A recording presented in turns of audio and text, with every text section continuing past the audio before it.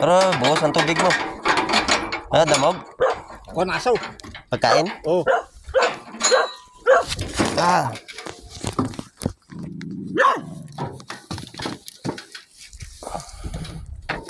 Sabi ko, ka manawala kung hindi mo makita eh.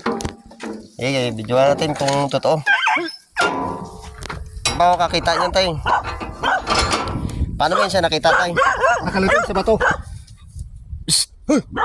Di, paano mo nalalaman na Kasi nakatama sa bato, nagabaga. pagkidlat? Kitang-kita mo talaga. Oo. Saan dito lang sa ano natin? Bukid na to? Doon sa Bintiraw. May lupa din kayo doon. Oo, 4. 4 hektarya. Oo. Pero nabinta niya na, wala pa. Wala pa.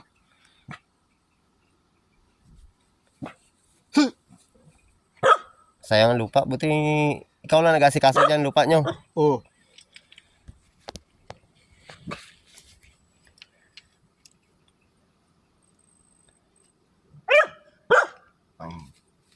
Oo. Yan ang ngipin niya. Oo. Ito naman sa likod.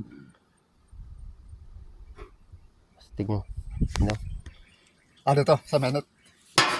Ngipin ng kidlat daw. Pawak tayo, baka swerte to. Oo. Baka magyaman tayo pag nawakan natin. Kakaiba nga oh. Astig. Ngipin ng kidlat. Swerte daw si tatay kaya hindi pa siya natalo sa manok. Sa manok panabong. Ayun, nagamit ko rin kung napintasan ka. Nakulam? Oo. Ayos yan. Maganda oh. Ganda ng pagkaukit oh. Parang ngipin ng kalabaw.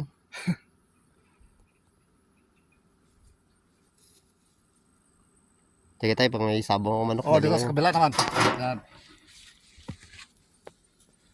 Ngipin ng kidlat. Kaibang bato na. Kala yung bato lang ng mga marines. Oo.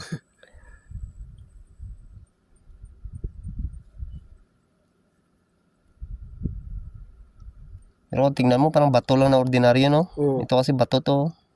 Kung subun na yan. Swerte na to guys. Hindi pa natalo si tatay sa sabong. Gitay. Oo. Ito ba na yung binibili yan sa'yo tay? Bilisan na. Ayaw ko. Hawa ko swerte sa'yo.